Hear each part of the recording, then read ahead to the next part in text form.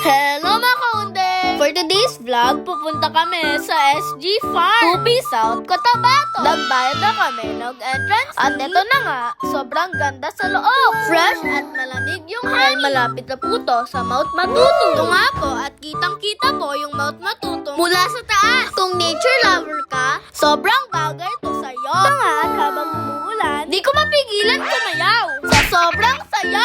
Meron silang mga restaurant at cafe dito. Maraming silang activities dito.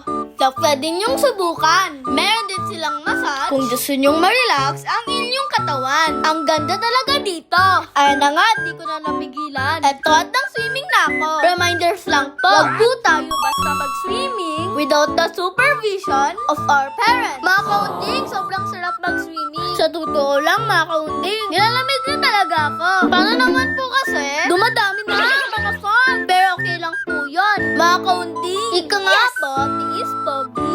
Nakakatanggal po talaga ng stress dito.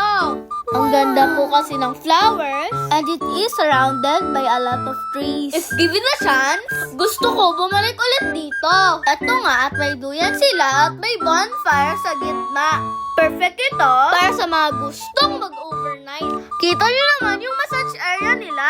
Kita nyo naman ang daming mga fog. Feels like Baguio City mga kaunding. Eto nga po pala yung mga cottages nila. If you want to stay overnight here. Yung nasa likod, yan pala ang Mount Matuto. Buti na lang may drone kaming dala-dala. Dahil nakuha namin ang mga gandang shots mula sa taas. Let me show you around mga kaunding. Wow!